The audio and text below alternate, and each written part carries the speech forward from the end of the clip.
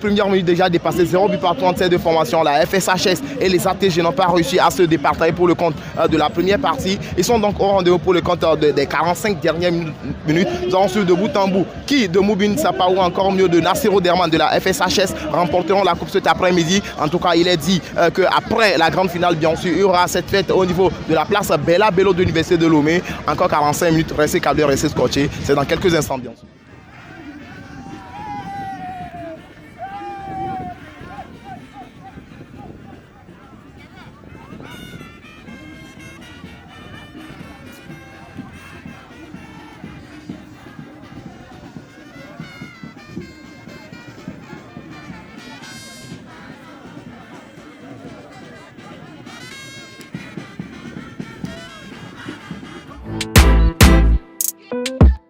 Et bien voilà, c'est donc fini pour le compte de cette édition 2022 du champion universitaire qui aura connu le sac de la FSHS devant les ATG au bout d'une finale étincelante, au bout du suspense bien sûr, et également ce but qui est venu et cette pluie qui sont venus entraver les festivités cet après-midi. L'ambiance était belle, le public a massivement fait le déplacement.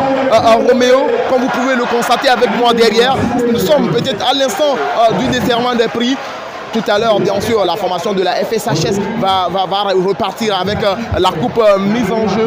Et cette fois-ci, les ATG, qui a été toujours championne depuis 2018, on a vu que c'est cette formation de les ATG qui était arrivée en finale. Malheureusement, elle a été défaite en finale. En 2019, elle était revenue avec beaucoup de bonnes intentions, sacrée champion ici à Lomé, avant peut-être d'aller retrouver la FASEG de l'autre côté de l'Université de Kara, une grande finale nationale que les ATG avaient perdue. Cette fois-ci, c'est la faculté des sciences de l'homme et de la société qui sont appelés à représenter l'Université de Lomé. En tout cas, même si on peut notifier ces griefs qui ont entaché cette grande finale, on s'en sort tout de même content parce que le contraste va toujours exister de part et d'autre. La FSHS qui est contente et les ATG qui se retrouvent tout simplement dans le désarroi. Ils ont protesté tant bien que mal la décision arbitrale. On sait que ce sont des faits de jeu qui arrivent sur une action peut-être anodine. La FSHS s'est procuré ce but que l'arbitre Djobo Suleiman a tout simplement validé, même si on a vu des protestations encore une nouvelle fois, je le réitère, parce que ce sont des faits de jeu